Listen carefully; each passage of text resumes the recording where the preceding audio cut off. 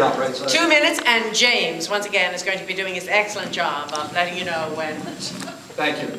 Thank you, Cy. Thank you, James. And thank you all for your patience and for staying here with us and having this discussion. And for you junkies who want to stay around later, I'm sure we'll all be here too.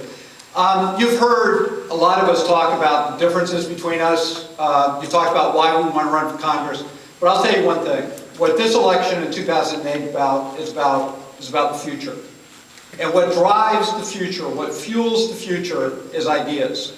And what I've made my campaign about is about new ideas, bold ideas. Like everybody should have the opportunity to go to college. Like we can have a single-payer health system. We can build an economy based on renewable energy.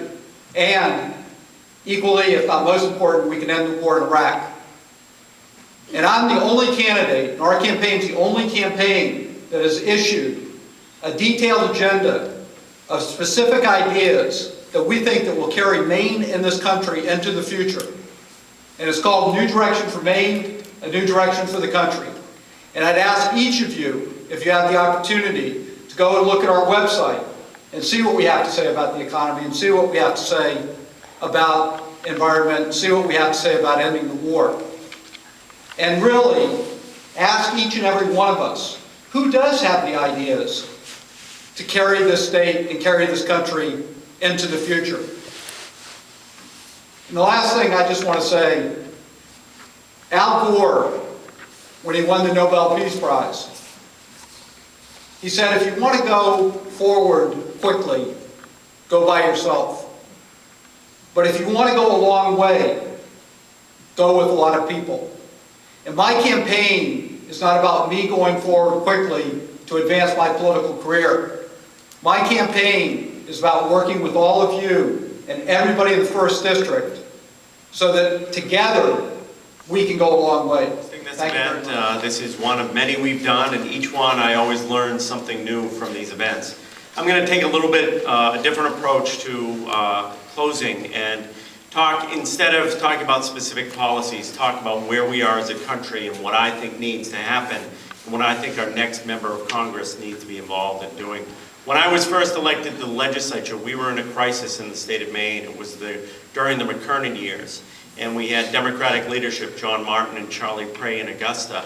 And the legislature wasn't addressing the problems that we're facing, and they were taking us in a wrong direction. And I remember going to Augusta that first day and having a conversation with the leadership there and saying, we as Democrats have to change what we're doing, or else we're going to be on the outs.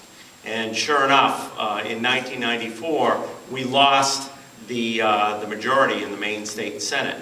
We had a shutdown of state government a few years before that, and devastation, really, for the state. We are facing a similar situation on a national level. I think we've been let down by our Democratic leadership down in Congress. I don't think they've given us the direction we need. When they caved in, took impeachment off the table early on in the session, when they caved in on defunding the war, they gave up the two most important issues on people's minds, protecting the Constitution and getting us out of Iraq. I think our next member of Congress has to be willing to go down to Washington and challenge leadership and challenge the Democrats down there to move in a new direction. Because after we lost the leadership in the legislature, I was able to take the Senate Democrats and get a progressive Democratic legislature elected that year. And we took Maine in a very progressive direction. And I think that's the kind of leader we need down in Washington right now. Thank you very much, and I would sincerely appreciate you. Thank you, and I just want to say thank you again to all of you who organized this and to all of the political junkies and campaign supporters who are in the room. I really do appreciate how much people are paying attention to politics in this election cycle and all of your willingness to be here and answer us good questions. I kind of started by talking about some ideas that I had, and I think I'm actually going to go back to closing to tell you a little bit more about who I am and why I think I would be very well suited to this task. In Maine, you always have to say to people, if you weren't born here, and I will admit, was talking to Darcy's mother earlier. I'm from Minnesota, where they say, "Yasher, you betcha." But I came to Maine as a teenager, and I've lived pretty much all of my adult life in the opposite end of the 1st Congressional District in the town of North Haven, which is a very small island in a fishing community where I first started my own business, worked as a small farmer, got involved in the knitting business, ended up having a company where we sold products to 1,200 stores around the country and through 100,000 mail order catalogs. I first ran for office there as the tax assessor because nobody else wanted to do it. And I ended up being the chair of the school board, which I don't have to tell people in Portland is the hardest job in politics. But I was very proud to win as a Democrat, and a very progressive Democrat, in a Republican seat, and to serve 8 years in the legislature, as I said, fighting for my conscience on all of the issues which I think many of us care about, whether it's fighting for working people, a clean environment, universal access to health care, taking on the pharmaceutical manufacturers. And I learned a tremendous amount about what it is to take a bold idea and to occasionally oppose the people who put you there or fight with your own colleagues. And then for the last 4 years, I had an incredible privilege of working in Washington.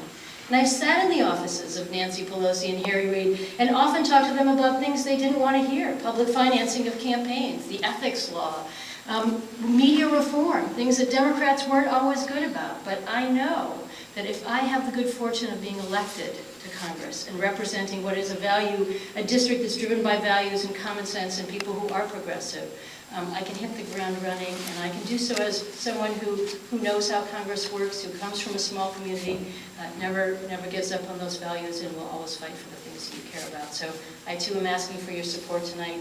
Look forward to meeting and crossing your paths many times between now and June 10th, and thank you again very much for being here.